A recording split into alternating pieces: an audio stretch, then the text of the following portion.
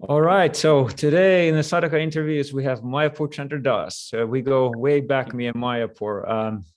I met him for the first time, let's see, about 18 years ago. It was the 2005, early January, and I went, that was just before I moved to Audaria. And so we went to, Guru Maharaj came to Finland. We had a retreat there, and then me and him, we flew to Poland, and that's where I met Mayapur for the first time. And I think you got Harinam initiation when I was Yeah, there, Guru Maharaj. Yeah, that's right. yeah. Excellent. So yeah, and then we'll go further into the points of contact that we had after that. But it's a good story. So let me read a little bio that Mayapur wrote about himself, and then we can jump into the questions. I mean, me asking questions of Mayapur. So Mayapurchandra was born in Poland during the times of communism into a family of practicing Catholics. Since childhood, he lived in the mountains, far away from cities or other villages. As a child, Mayapur enjoyed listening to stories about saints who dedicated their lives to God, and he was particularly interested in the figures of ascetic hermits. His first encounter with Krishna was through the movie Goonies, where one of the characters repeatedly mentioned Krishna. In primary school, he started reading the Bible because he instinctively felt that what the priests were saying missed its essence. Back then, he engaged in discussions that usually ended with the priest saying, "I simply don't know." With an awareness of Krishna, he entered conscious contact during high school when he befriended one of the supervisors at the boarding school where he lived at the time. One day, that supervisor said that God is blue, and that sentence triggered a whole chain of events. Mayapur fell in love with Guru Maharaj's presentation after reading a series of articles written by Gaura Shakti in 2004. By January 2005, he was already an initiated disciple of Guru Maharaj. Mayapur lives currently in southern Poland with his wife and daughter. Is that accurate, southern Poland? Yeah, it is southeast actually. Yeah, it's Southeast. close to the Ukrainian and Slovakian border. Uh-huh. So you're kind of close to the war then. Yeah, pretty close. Oh, okay. So, okay. Well, it's great to have you here, Mayapur. It's been a while. Thank you so much for having me Yeah. here. It's such an honor to be here among you guys. Well, you have quite the following here. We have 2, 6, 8 people. It's quite unusual, actually. That's very Oh, really? nice. Thank you, everybody, for Thank you.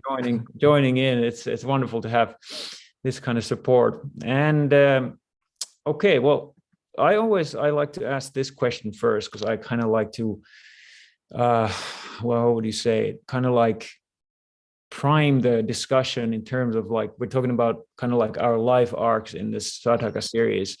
And I'm always really interested in if devotees have something in their, well, we do, because we wouldn't be, initiated devotees if we didn't have something in our backgrounds. But I'm always very interested in hearing about the time like when devotees are kids and these certain samskars keep coming through without us trying or even knowing anything about it. And so you mentioned in your bio that you were like naturally attracted to the ascetics, like I guess the Catholic saints and ascetics. Yeah. And so I like to ask in the beginning always, like, what was your first religious experience that you can remember, as young as you can remember? And were there signs already early on that you were not like a normal kid? I think it's hard to say like the the only one event, like from the early childhood. But I think the times when my father, youngest brother, he was coming from time to time to our place, and he was like single, and then he was studying the Catholic theology. He's supposed to be a priest, but he never decided to be like a full-time priest. And when he was coming to our place, and he was trying to attract me and my brother about to God about talking, this different stories about the saints, and especially the kids who are like, like special kids and future saints. And my brother, he wasn't like into this, maybe because he was like 4 years younger at the time, and I was like really attracted to those stories, and I was like, yeah, let's leave the family and go like those kids, and worship the God or something like that, and worship Jesus. And I was really like into religion, but maybe not the religion, but like practicing something, in connection to the God. And like the thing which comes to my mind is like when I was young, and we moved to another place where I was growing. We used to take milk from our neighbors. So most of the time it was dark when I was going, with the cane for the milk, and I was a bit scary. So I used to take like a wooden rosemary and chanting, the Holy Mother prayer or something, So it was like for me quite natural to do that. And also like in this primary school, I was like, especially when I started to study the Bible, I was, like really ready to go to be a priest, like a Catholic priest, like, to live life in a close connection to the God. But then, I started, questioning, and the priests, they couldn't answer my questions, and so I got frustrated. And I think it's how it began, with my like conscious searching for the answers, and on the end for God. But like the most, I think, profound experience I remember, and it's so close to my heart, is whenever I think about that, it's after watching the movie Goonies. Because I used to like do some like word plays. So I was repeating some words from time to time, and when I got bored, I stopped. And then I watched the movie, and one of the like a bad character, he was like saying, "Oh, Krishna, Krishna, Krishna." I think that the movie was recorded on the time when the like Hare Krishna was big, especially in the US. So they were putting this kind of like a highlights in the movies, because there was also like another character who's saying that he's going to commit Hare Krishna instead of Harakiri. So it was, this name was like with me from this movie. And then I got, okay, this guy who was saying Krishna, Krishna, Krishna, so maybe I should do that the same. So when I started, chanting, "Oh, Krishna, Krishna, Krishna," I was maybe, I don't know, 6 years old or something. Literally, I was immediately falling down, laughing and crying. It was like, and I didn't know that you're supposed to feel something like that out of, chanting the holy name, because for me it was just the name. Even not name, just the word. From like chanting, I felt such a bliss, such fun, such a pure joy, because really I was crying and laughing, and it's like, let's just do this all the time, and then my mom, she saw me doing this a couple of times, and then she told me that the Krishna is actually the name of somebody's God, and on the 10 Commandments it's say that you don't supposed to chant the name of God without the purpose, so you may offend other God doing this. So I was like, okay, I don't want to offend any other God or God at all. So she said, maybe you should chant like a Krishka. It's like a Polish name from Christina. So I was trying like Krishka. Yeah, that doesn't work. So I stopped chanting at the time. Oh man, I love that story. I remember hearing it years ago. You told me it before, but so that was actually your first truly like spiritual experience. Is that the case? Yeah, I think, yeah, definitely, yes. Yeah, I actually did some research, and let's see if I can share my screen. I found that part of the Goonies where that one bad guy's chanting. Let's see if I can do this. That would be fun. Can you see the screen? Oh yeah. Okay. Yeah.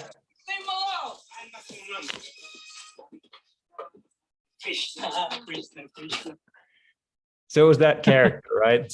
Yeah. Yeah. It's that was 85. So yeah, that was just around the time, I think, when the 11 acharyas, it went kind of south, and it was kind of a little bit like a freak thing, because like it's the bad guy Okay. that chanted. So but anyway, it doesn't matter, because it's the name is pure, so Yeah. you got pure bliss from it. That's too bad though that your mom like said that it's like offensive, because it's then you Yeah. stop doing it. You'd You be a know, pure devotee by now if you would have kept going. you never know. Yeah. But then, yeah, actually, if you have a question, yeah, go for it, because if you want, I can like keep the story going, because I've mentioned in the bio that years ago, in the high school, I've met the teacher who told me that God is blue, right? And then like in second, it just make the everything connected, because also at the time when I was young, and I was chanting this Krishna Krishna, actually there was one devotee, like I had a neighbor who was a devotee, but I didn't know that he's a devotee. For me and for my friends, he was like like a Buddhist monk or something, and we used to call him like a god of sun. And for me especially, and for one more friend of mine, he was like so interesting to us. So we are trying to do, yeah, like a small things, like postman came and he had anything and a letter for him. So and he wasn't at home, so we took the letter to have a opportunity to give him later on. So it was like our first Vaishnava Seva. And one day he led us to his small flat, and at the time he was painting the paint with at the time I remember this, like was like a blue human or something with like white covers or so. And then when my teacher, he said that God is blue, then was like click, and I was like moved to the scene from my childhood when this devotee, he was painting actually the Krishna with the cow, and it was like mind blowing. And also it started, I started remembering things like that I used to eat like prasad, because once my father helped him, and then he wants to to do something for him. And at the time my father wasn't at home, but he brought like a paint. He made like a nice paint, like with something, and then he also offered to my mom and for me, because at the time it was only me and my mom at home, prasad. It was carrot pakora, so crazy. How old were you when that whole connection with the neighbor happened? I think it was like still around 6, 7, maybe 8 years old. That's interesting. So the Goonies thing happened when you were 6, and then that's what you said earlier, right? The movie came out 1985. So you're born in 79, right? 81. Oh, 81. Okay. So 81. okay. So yeah, it was, I guess, around the same time you saw the movie. Yeah. Interesting. One question I did want to ask, going back a little bit, was that you mentioned that your family was Catholic, but what was the mood like at your home, like in terms of religion, or also just in terms of, like, I somehow have gotten the impression that you had kind of like a warm family. Yeah, definitely. It was quite nice family life, as much as it could be at the time. It was quite hard at the time in Poland, the communism, and there was like nothing in the stores. There was like no stores, and it was pretty hard life. But it was like really nice childhood. We were playing, running after the cows, like all days in the pastures and so on. So yeah, going to the forest. So it was nice childhood. And and also the at the time, at least my parents, they were like Orthodox or something, they were like normal practicing. But after the years, it started changing, that my father was like going deeper into like being more Orthodox. But at the time I was already, chanting, I was 16 years old or something, and he didn't like this at all. Yeah, that's interesting. So, can you say something about how that played out? Like I guess, like, what would you call it? The friction between your parents' faith and your faith. Like, and I guess, well, let's go a little back actually. Like, how did you then decide that I'm a devotee? Like, how did that happen? Was it this like sudden conversion, or was it kind of like a gradual thing? It was like when my teacher, he told me that God is blue, and he started saying about the Bhagavad Gita and so on, and I was like, man, I have to find the first devotee I've met in my life, this from my childhood. So actually I did it, and I started, like a close relation with him, and I was when I was at school during the week, I was almost like constantly talking whenever I had a free time with my teacher. So he was talking to me about Krishna and then so on, everything he knew at the time. And during the weekends I was going to the Babaji, because he's like a Babaji style devotee, and he was explaining me like deeper and deeper about Krishna and so on. I think it was for me like so natural to jump in to Krishna consciousness. But first when my teacher, he told me, there are the names, if you want you can chant Hare Krishna, yeah? And I still had at the time this from 10 commandments, you shouldn't take your God's name without the purpose. And for me it was like a little bit tough to swallow. But and then he proposed, okay, if you don't feel like this, maybe you should chant Hare Jesus, Hare Jesu, Jesu Jesu, Hare Hare, Hare Christe, Hare Christe, Christe Christe, Hare, so Jesus and Christ, right?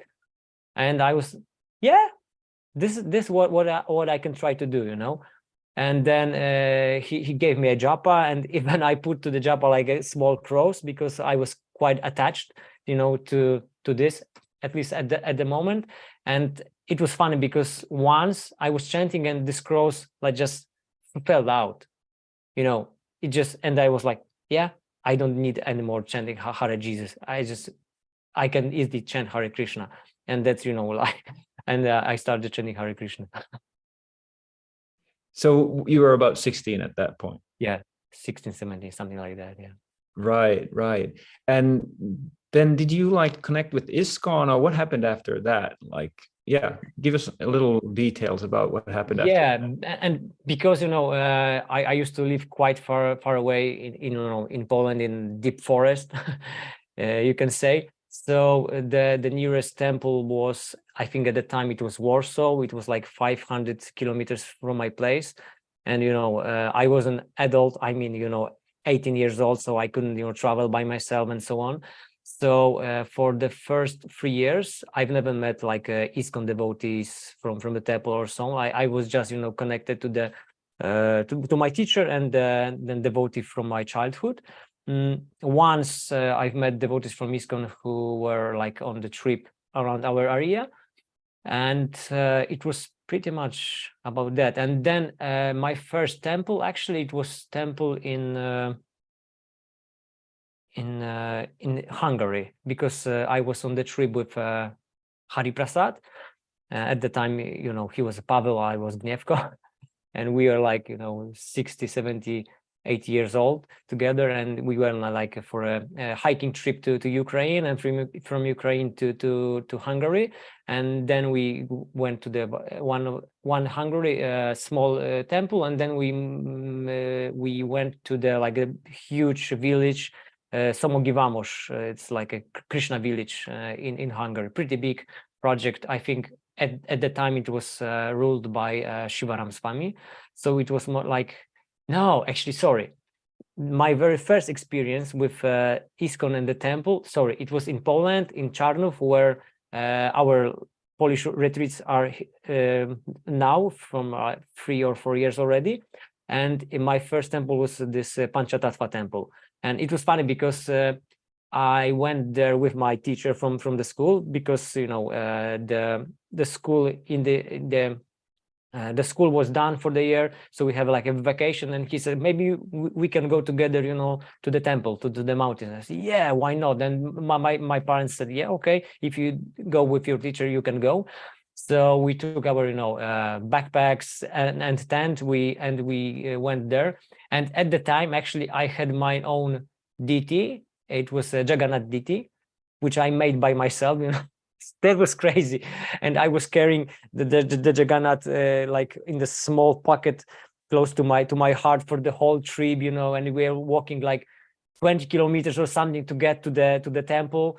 And then the devotees were like, watching on us and like, okay, if you want to stay, you can, put your tent close to the creek, and you shouldn't use our toilets and, our showers. It was like this kind of mood. Okay.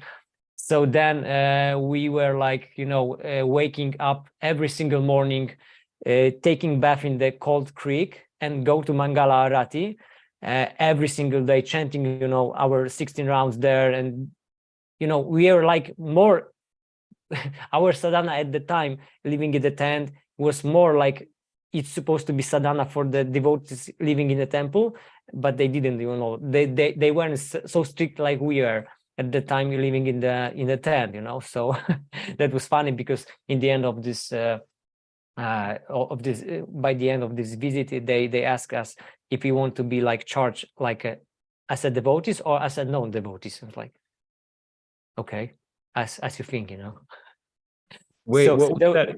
Oh, charged for the stay, like to pay for it. Yeah, so paying. But besides this, I think the impression I got from the Panchatattva is so huge, because all the way back, with my Jagannath on the chest, and then so on, like in the bus, in the train for 12 hours, and so on, everywhere I was seeing people with tilaks, even if they didn't have any tilaks. They were like normal, Polish people with smile like this. So no smiling, and and everyone for me had a tilak. So it was like, oh my God, Vaikuntha, So it was like huge impression after that, because actually I didn't see like all those bad things, that they were around in this. I just, I was on this wave of the Panchatattva, mercy. So it was my first time. Yeah. Nice. Was it like when you had your first darshan, was that like a very powerful experience, or did it kind of grow on you? I think it was just like the total impression. It wasn't like, I saw the deities and I've seen them dancing or something. It was like just the impression, the mercy I felt like from the inside, something like that. Yeah. So what happened between that and then when you met Guru Maharaj in 2004? Then I was a couple of times in a Warsaw temple, and I was a couple of times in this. It was Woodstock festival, where it was like this huge Krishna village, and I was really attracted to Indradumna Swami at the time. So actually, I was accepted as his disciple, and for the whole time I was like trying to be like a brahmachari, and wearing copings and so on, all this crazy stuff. Yeah, you always liked the copings, I remember. Yeah.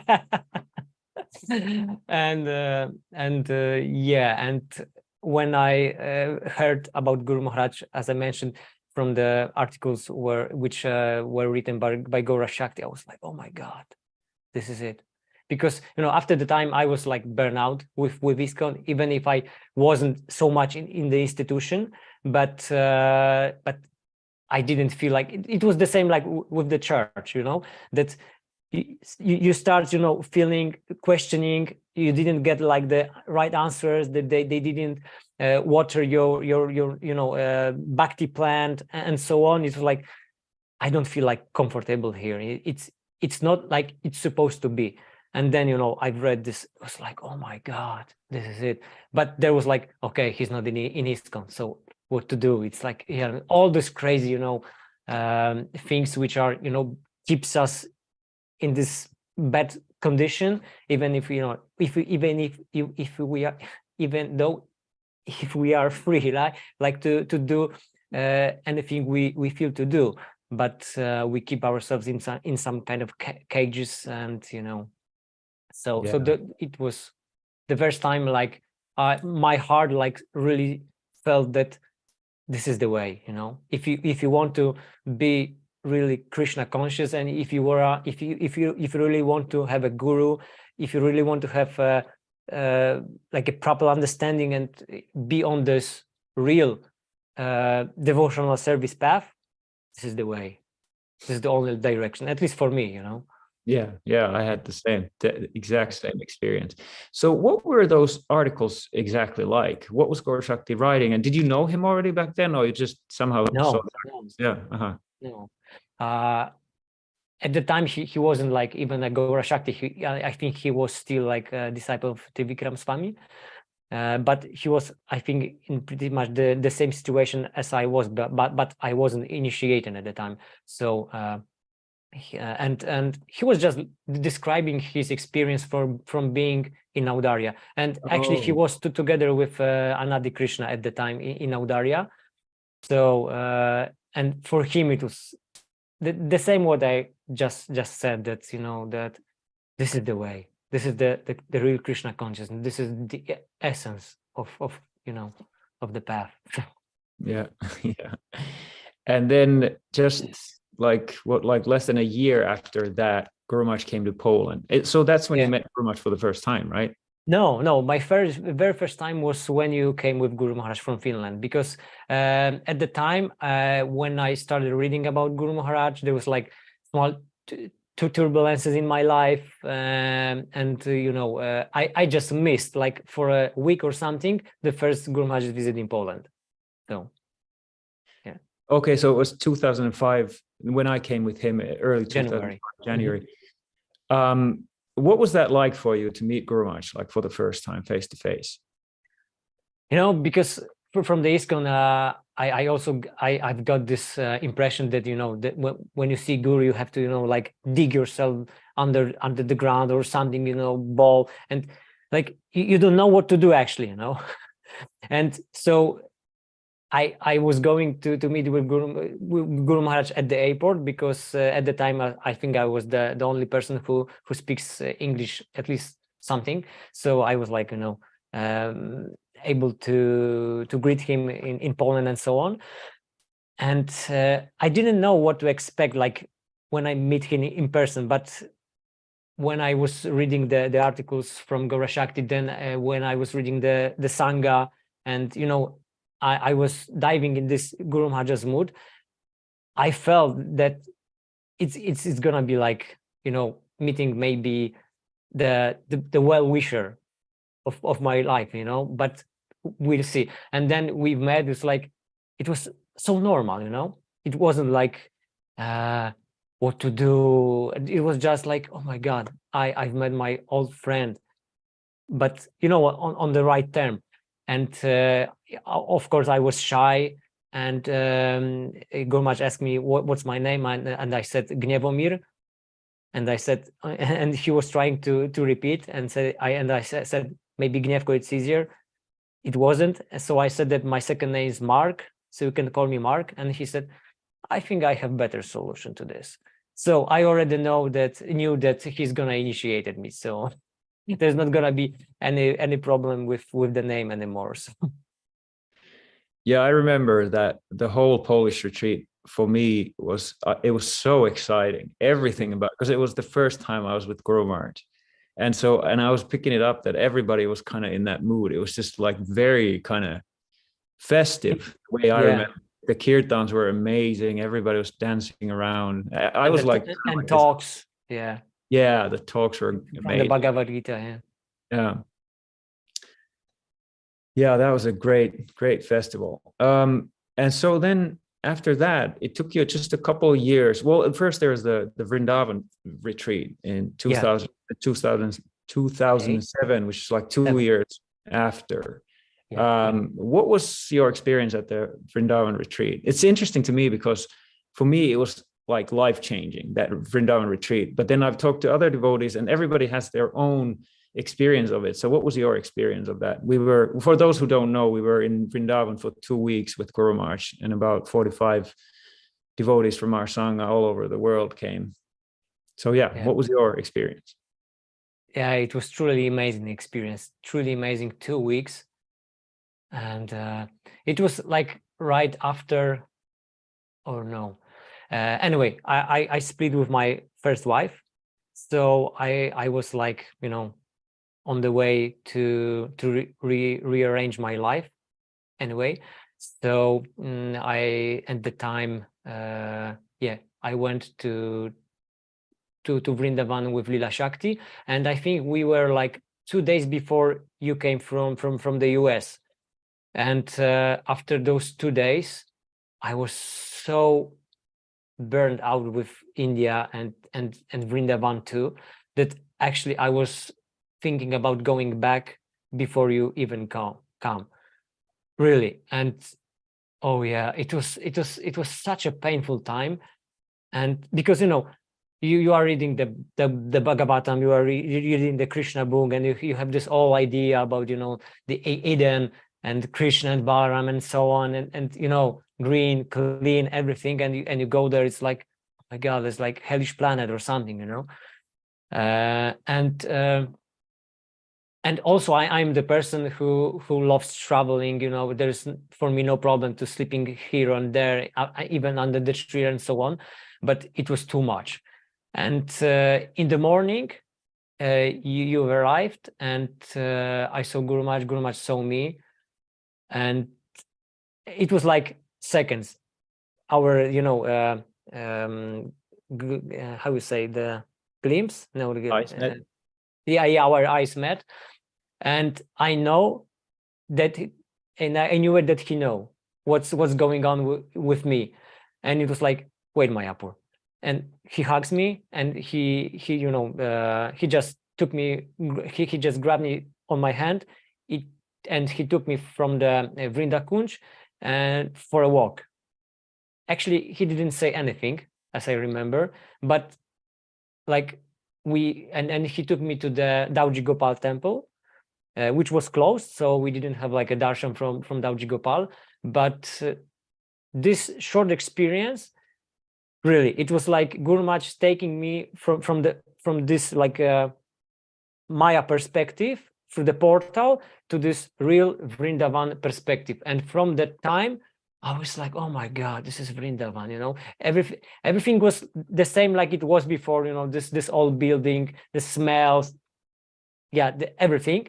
But I was like, oh my God, this is Braj, this is, you know, Krishna's place, and so on and so on. And the funny thing is that when I came back to Poland, and the place where I live was close to this some kind of like an old building, ruined, you know, with the bad smell and something. And whenever I was crossing this place, I was like, Vrindavan, oh my God. So even, you know, this like a negative impetus for me was like, you know, this Udipan, right? Some kind of, so like, oh, sewers.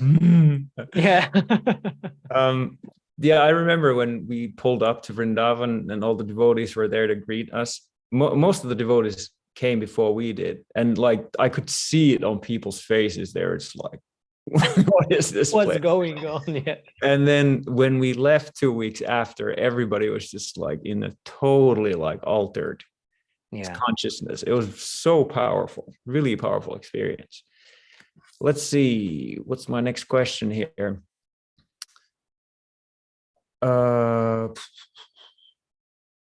Oh yeah, so then after that experience, did you decide in Vrindavan that you wanted to be a monk, or that you wanted to live in Audarya, or how did that happen? Actually, at the time, Guru Maharaj was planning to build the ashram in Vrindavan. Do you remember that? Yeah. So he asked me if I would mind to be a monk here. I mean, in Vrindavan. So I was like, yeah, of course, you know. So for the very first time, I was going to be a monk in Vrindavan, but then when I got my first relation done with the government, and then when I got the visa to US, I went to Audaria, and it was my first time being a ashramite. Yeah, and that was only what, like 6 months after the Vrindavan retreat or something? Yeah, something like that. Yeah. Yeah, I remember you came in the fall. It was '07, so we were like, it was kind of like the height of trying to get the temple done, because Yeah. it was really intense back then. And do you remember we were digging the doing The the retaining gardens. walls? Yeah. I think that was pretty much right away when you came. We started doing Yeah. that. It was extremely hard work. So that was a pretty kind of a tough Challenge. introduction to ashram Yeah. life, right?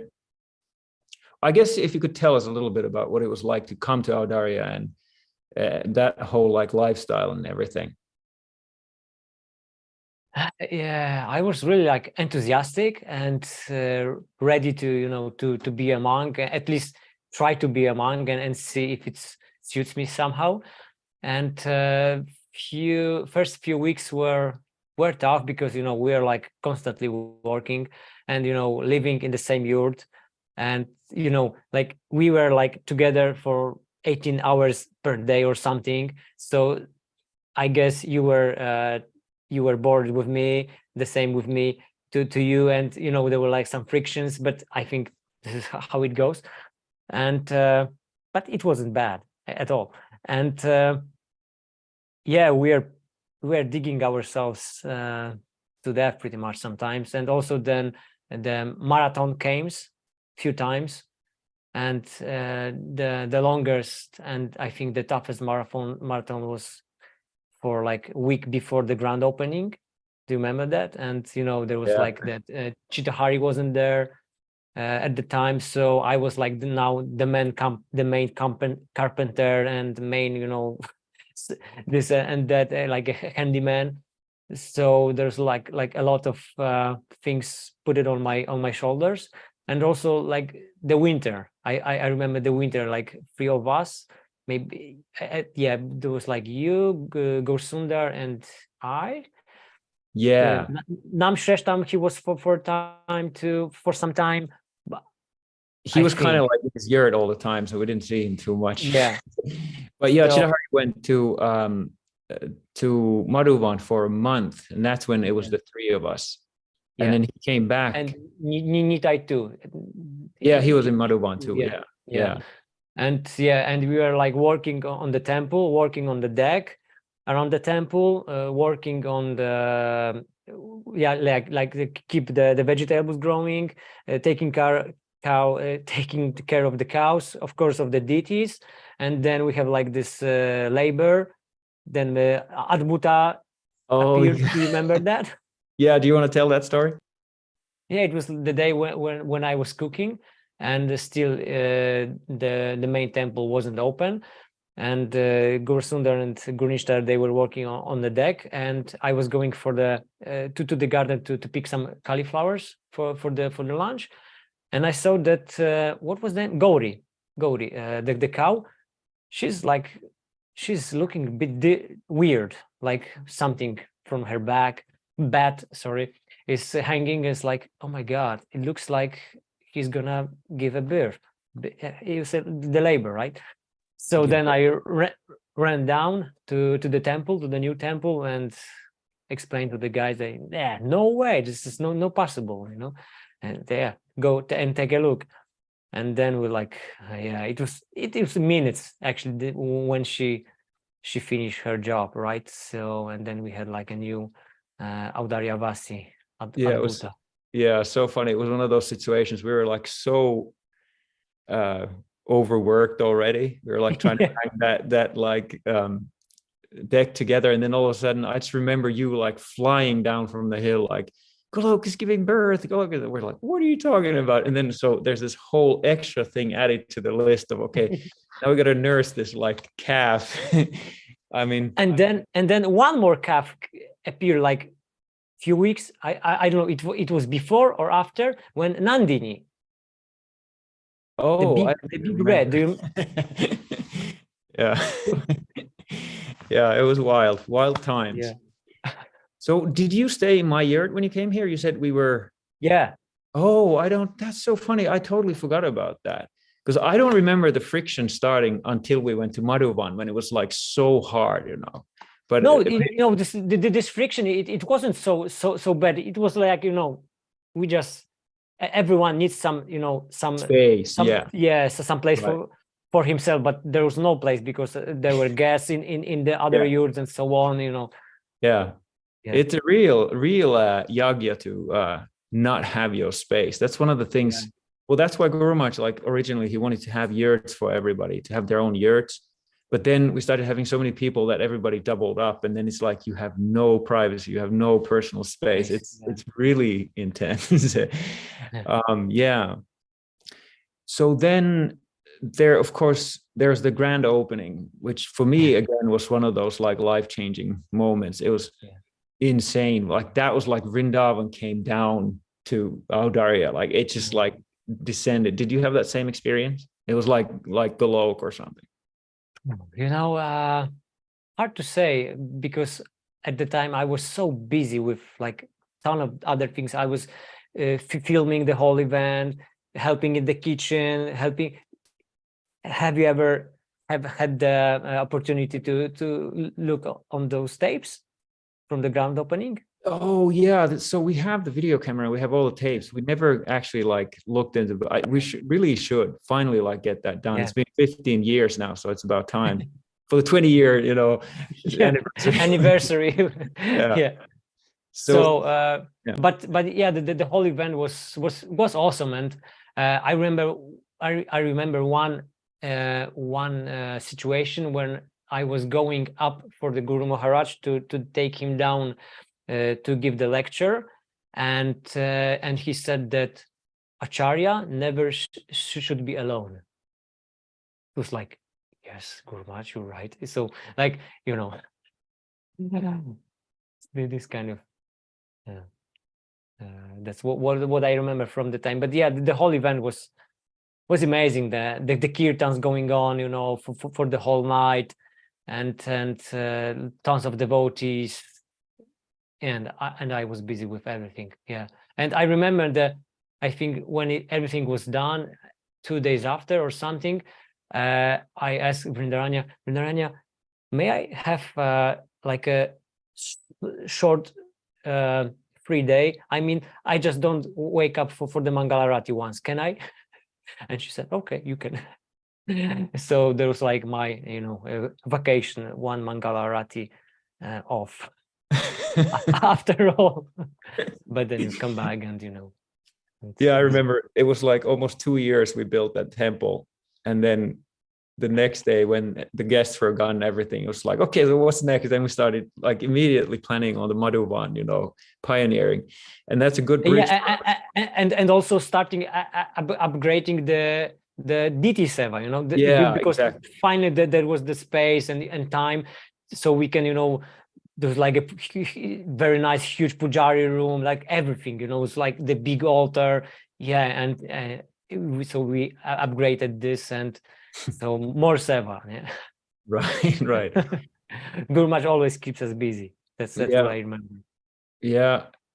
So it was just a couple months after the opening. First, me and Vrindavan and Guru Maharaj went to Madhuvan because so we had bought Madhuvan the year before, and none of us had stayed there during the rainy season.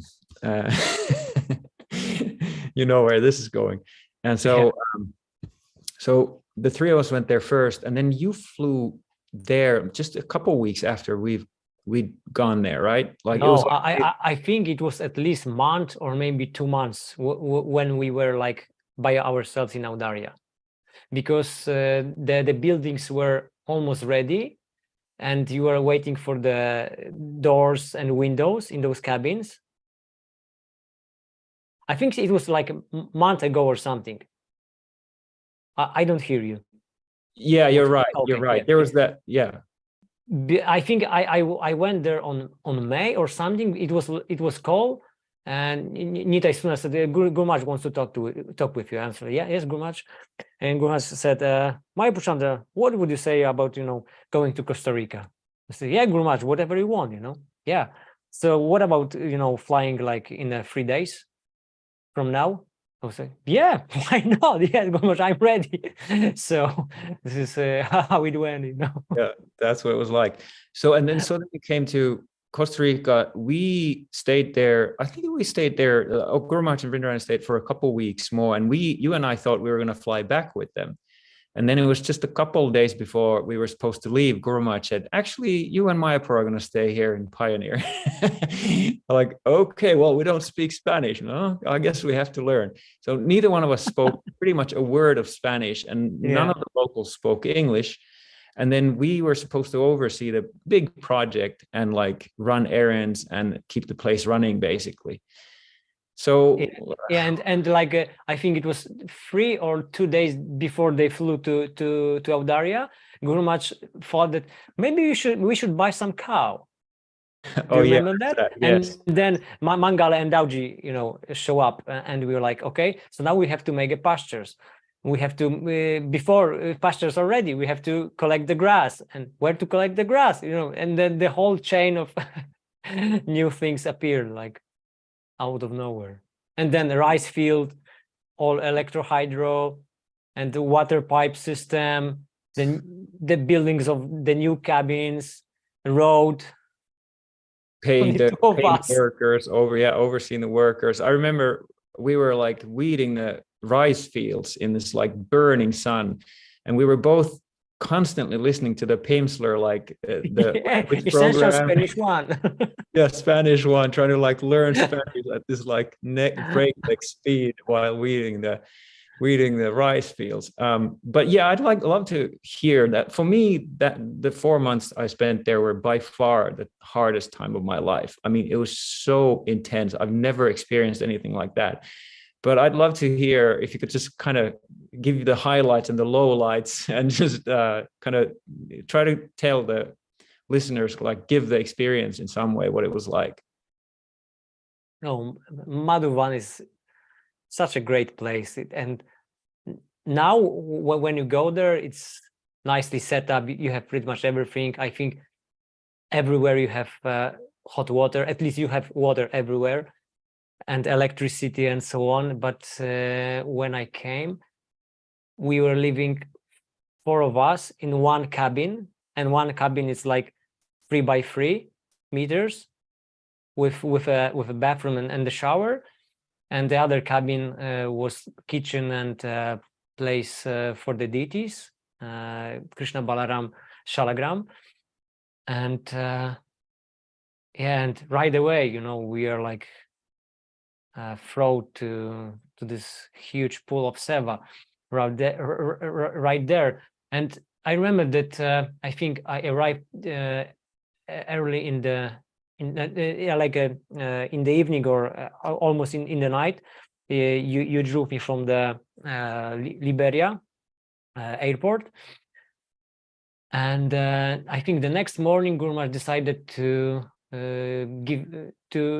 show me how to ride the horse. So they put me on the Sundari, which was like the youngest and the craziest from the horse. And it was like, yeah, it was the adventure already. So we went down, 3 of us, and Gurmaj and Vrindaranya, down to the creek. Gurmaj wanted to show me the all electricity system and so on.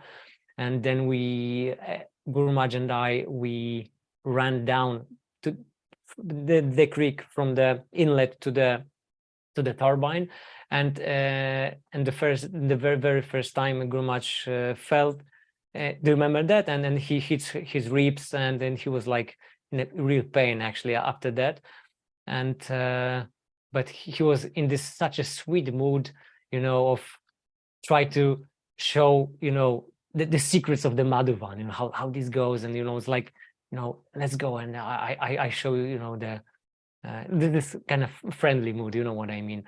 And it was very sweet, and it's like, deep in my heart. And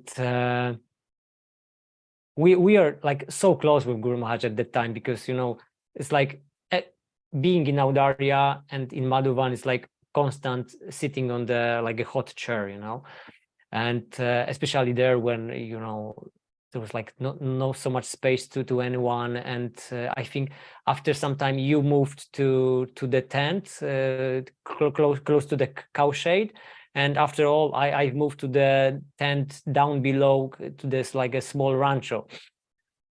So then we have like a private space, so called. Actually, for some time I think we also were on the same tent together, close to the cowshed. But then I decided that I saw that you need more space for yourself, and I moved down there. And yeah, just Costa Rica is mind-blowing place. And when you are there and you are doing the seva are under the guidance of Guru Maharaj, it's easy to give too much from yourself. And this is what I have experienced, because during the rainy season it can be hard, because the road were quite fresh, and after I think it was like 4 days of rain, the mudslide came and we were like cut off from the world. And we are trying to dig this out, and after days of working on the rice field with the turbine and cows and everything, one morning I just couldn't get up from my bed, because even thinking about this, it was already painful. So I think it was like the worst day in my maybe not in my life, but in this situation, that even thinking about moving, it's already painful. So yeah, it was tough. That's this, I think, something that's really kind of important to talk about. So like, I think it's a really good point that you made, that like it's easy to overextend when you're young and you're really spiritually inspired. And of course, when we're young and spiritually inspired, we think that we're like almost like pure devotees or something. So we think that we can like just surrender 100% and it's going to be like that forever.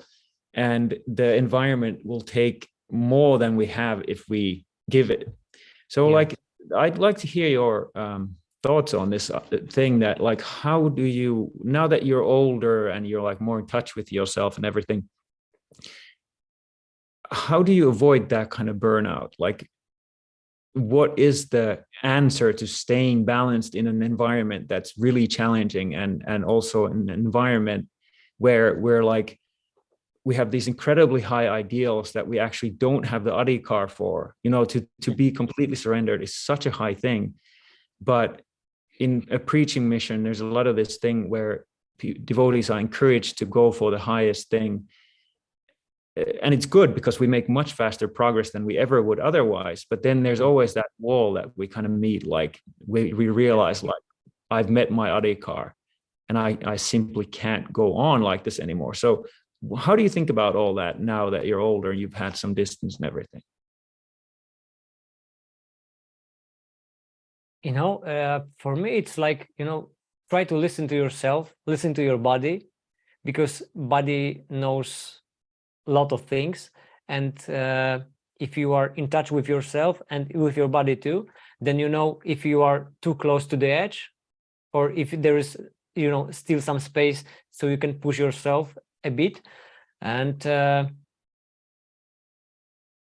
as you said, when you are young, it's like, let's go, it's like there's no obstacles, you just go. If Guru Maharaj said go and jump to the fire, probably we would do that. Of course he would never say that, probably.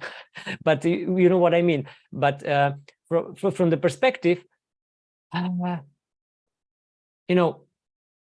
think it's better to do smaller steps, but constantly, than one big jump and then hit the wall. So put your life in like a bigger perspective, because I think also seeing the world as a place of opportunity instead of misery, it's also the point. because when you see this on this like a positive way, then you don't have to run away from it. You just use it in term of seva, of Krishna seva. You know what I mean. So then it's easier to not get burnout from because on the path. Yeah, I like that a lot, what you said, that the world is a place of opportunity instead of something that you get away from. So I guess what you're saying is, instead of having like a vairagi attitude, you have a devotee attitude where you just look at everything through the lens of service. But that's the tricky part. Like, we don't, it's a very high level of advancement to actually be able to see everything as some kind of ingredient for service. So yeah, I guess, well, anyway, yeah, you gave a nice answer. My mind starts going. I love like thinking about these details that relate to like sadhaka life and everything. But yeah, no, that makes perfect sense what you said. And actually, we're kind of running out of time. I could totally like talk a lot longer with you. It's very interesting. We should probably just catch up, not live, but some other times, talk about more of these things, just the two of us. But what I did want to kind of touch on is, which I find very interesting, is the ultra marathon thing and how that relates to, in some ways, well, not in some ways, what I've seen, I haven't really like learned that much about your ultra marathon thing, but what I did seem to grasp from it was that you connected it to spirituality, and that you had almost like a little community of people that you were talking about these basic spiritual concepts through the running life or something. Is that accurate? Yeah, on some level, yes. Okay, so I guess that it's really interesting to me that I guess you moved, then at some point you moved back to Poland, and then you kept pushing yourself physically to the extreme. I mean, ultra marathon is like a total like frontal assault on the body, right? Like, it is really rough on your body, right? Yes. And so that's really fascinating to me. And I personally, I'm like that too, that you wanted to keep pushing your boundaries, and you got into ultra marathon. So I guess I would like to hear your thoughts on ultra marathon. For those who don't know, it means that you run like 2 marathons in one go, which means basically what, like 80 kilometers or something? Yeah, but mostly more. Mostly like more. 100 miles or something. Yeah. Oh my. So why did you get into it, and what do you get out of it, and how does it relate to spiritual life, and how did you use it as a tool to like talk to people about spiritual principles? I think it's quite a wide topic, but I try to condense it somehow. I started running when I moved to the place where we live right now, because I needed some movement for my body, because I was young, and I'm still young. I think 42, it's not that old, and I need a movement. So, but like a conscious movement for my health. And I started running and started exploring the area where I live, and it was such a nice experience that you don't have to run like on the asphalt or something. You run actually in the mountains, on the hills, in the wood. So you are with yourself in this conducive nature and environment, which makes you more free from this worldly problems. You know what I mean? It's like nowadays this like a forest bath are quite common, and they grew up. So this is what I have like every single day, going to the forest, being with myself, but also seeing through the forest and through the animals and through the nature, Krishna actually. So it helped me to keep the balance actually in my life, like in this spiritual and material life. And then I got it that you can run and run and run and run, and I started running longer and longer. and I was quite good in it. So I started racing, here and there, and after a few years, actually, I won a couple of races, or I was on the podium, and that's how I got some like recognition or so. And also, the people were interested in me because I was doing this, being a vegan. So it's like, for most of the people, it's like you have to eat meat, yeah. So to keep your body alive, but for them, I was, and I think still I am for most of the people, like alien, running 160 kilometers without meat, and so on and so on. And so that's how you get like the people attention. And so even if you don't want this attention, but if they come, so you just share with them, and it starts like this. And I wrote a book like running on veggies, and even in this book, it's like some kind of stories from the races, but also stories like not stories, but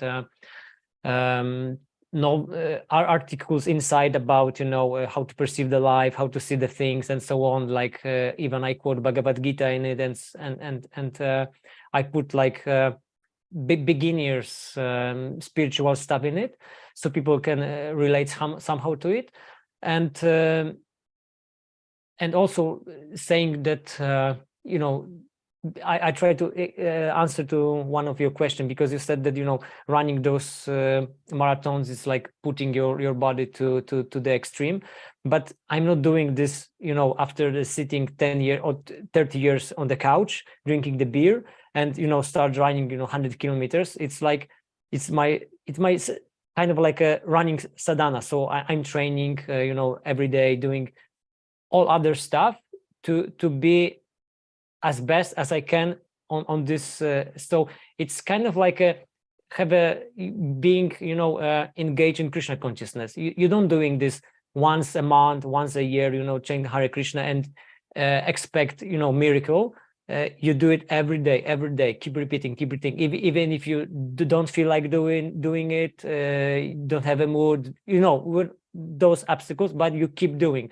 And so also doing this on this material level, from the body perspective, it's for me easier to keep myself in this sadhana path, doing this spiritual exercise. And also I have like a lot of space and time to think about this, hearing to hearing the Guru Maharaj's lectures, or even chanting during the not like with the japa, but in mind, during the running. And also, like, I don't want to make this long. Sometimes it's like you are during especially those long races, you get to the place where you are totally empty. I mean, without your like ego, even though like emotions, but like all this kind of like worldly stuff, you dig to the pure soul or something, and then tears starts coming, and it's like, oh Krishna. Just like you can get this like a touch of ecstasy, in this connection.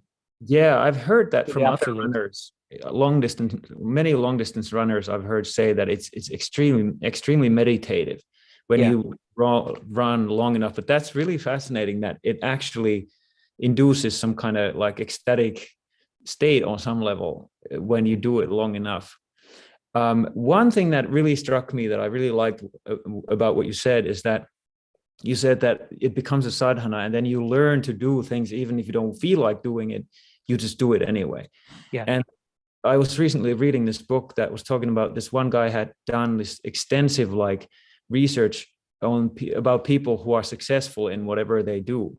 And the only like common factor that they all shared was that they all showed up when they didn't feel like doing it. And so like for sadhana, that's extremely useful because the mind goes like everywhere, right? Like the mind's always trying to tell you to do something new or taste something new or whatever it is. And so like I can really see how that running practice supports your sadhana in that way, that you kind of learn the right attitude about committing to things, right? Is that accurate? Yeah, definitely. Yeah, that's beautiful. So then like what I've also been thinking about recently is that the same principles that you can get things done with, or like become successful at, the same principles apply to everything, basically, whether it's bhakti or jnana or yoga. It's just what you decide to have as commitment. yeah. So the only difference is what you commit to, right? Yeah, But the exactly. process is like very similar. It's governed by the same kinds of rules and laws and whatnot. And also you have this example that, you know, it's much easier to do your progress on running when you have a trainer, when you have a coach, or without. And for several years I was doing this on my own. Then I started having like a professional coach, and it's, you know, it's like this. Yeah, you progress so much faster. The same, you know, being with guru or being without guru. So it's nice. It's 6 minutes past 1 hour already, and it's been a really nice chat. I really enjoyed talking to you, and I would like to just hear what, as a like a or what would you call it, like to cap it off. I would just love to hear like what the future is holding for Maiski. By the way, I call Mayapur Maiski. I came up with it at some point, then it stuck. So Maiski is Mayapur. So what's there in the future for you? This Maiski came because everything. A lot of Polish surnames are like ending with ski. Strzynski, Kowalski, and so on and so on. And so I was Maiski, Nit I was Nitski, Chitahari was Chitta. Yeah, you were Nishtunyo or something. Yeah, they were like new nicknames. Gorski, Gorasundar, right? What's the perspective? What's it there for your future? What do you wanna do in your next 20 years? What is there for you, you know, waiting for you in the future? I think the future is bright. But to be more serious, you know, after the last Polish retreat, I felt something what I was feeling a couple of times already, but I've never like started with this feeling. But now it's time to share with others, with my experience. You know, it's like, because I have this experience that 25 or 20 something years ago, I was, you know, one in the ocean, but someone, you know, saw me and picked me up and held me, you know, in my Krishna consciousness, right? So that's why what I would love to do for others, because I know there are a lot of jivas around me who are, you know, just waiting for the trigger. You know what I mean? So this is what I would love to do. So to help them, you know, get to connected to Krishna consciousness. Yeah, that's beautiful. I love it. What do you have any concrete ideas about how you would like to do that? I know you're a very creative person, so I would imagine it's somehow in the realm of creativity, but what do you have any visions of, you know, whatever you're going to do, how you're going to do it, I should say? Yeah, you know, I'm like over busy with things right now, but I started from like creating a group on the Facebook. I call this Nitai Bhai. So I'm like praying for Nityananda's mercy to help me out with this. And actually, I talked about this on my social media on one of the channel, and I was surprised because a lot of people respond to that. And like you know, runners and people who knows me from like the others activities, and they were like, yeah, we would like be interested in, you know, hearing about spirituality, about, you know, answering our questions about why we are who we are and so on. It's like, no way, really? So it's really potential. And so I'm like on the hot call with Anadi Krishna, and he's also on this mood right now, and we try to work together. Actually, Anadi Krishna, he started his own group in the area where he lives, and we are going to do also like kind of like workshops on you know on this bhakti yoga practice in Anjana's Sutta place in Ostrowiec, and also, you know, do something for the new devotees, but also we have like things and projects to help the present to the people, to the devotees who are in the process for some time, but they don't feel, you know, they don't have the feeling, they don't have like this sambandha and you know, and everything which is helpful to keep them, you know, engaged and practicing. So because I think this is the gap, because like the other missions, they try to create devotees, but it's hard to, you know, I think the hardest part is to maintain, you know, it's tough, but it's easier to build something than maintaining for years, you know. So I think this is the space where we can, you know, help to other devotees, so they can, you know, move with their practice. Yeah, that sounds really great. Do you have a following? You're kind of like a public person in at least parts of Poland, right? Yeah. How well are you known? Because I don't really know very well. Like asking, like how well known are you? I guess I'm trying to say. Yeah, I don't know, but you know, it's funny because I was on 2 TV shows. Like first one was, I think, in 2014 or something, and the other was on 2018 or 17. I don't know, I don't remember. And that's and the shows were recorded, and they keep repeating this, you know, a few times a year on this television, on this television stations. And sometimes it's like, you know, I'm somewhere and like older lady is coming, I know you. It's like, oh really? Yeah, I saw the episode where you are, you know, talking about this and that. And actually this is funny because I'm on the show. I was on the show where they have like characters from this mountains where I was born, like, you know, the weirdos, you can say, from the like a normal perspective. And one of them is the devotee who was, you know, my neighbor when I was kid. Wait, he's an after, actor in the show? they are not actors. They just recording their own, yeah, like a lifestyle. And on the show, he's, you know, saying, yeah, everything's comes from the Govinda, and sometimes saying, oh, Hare Krishna, or something like that, you know. It's like, it's oh my God, it's so funny, but it's on this way, he's doing like his own preaching, and people like from the older generation, they love him, you know, just watching him, and they love this all series. And when they saw me and like, for example, last time the old lady, he came to me and he said that, you don't know me, but I know you. I was like, oh really? And she said that she knows me from this from this movie or so. And she said that she's going to visit this older devotee over there. So, you know, this is how, you know, Krishna is playing sometimes his games. Nice. Well, it's been a real pleasure talking with you, Maisky. And let's see if anybody has a question to Mayapur.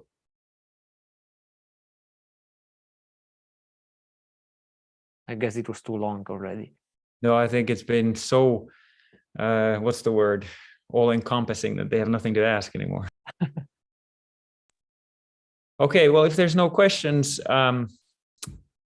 we can stop here, but thanks so much for coming, Mayapur, and let's stay in touch. There's many things I'd like to talk with you. So yeah, thank you so much for having me here, and for your time, for listening to my stories. Yeah, wonderful. And hope you meet you somewhere, guys. Yeah. Oh, it looks like was somebody saying, Anadi Krishna, do you have a question? No. Oh no, Udarani was waiting. I see. Okay, well, maybe we'll meet all of you at the Polish retreat next year. We'll see what happens. Yeah. But until then, let's stay in touch. Hari Hari Bol. Hari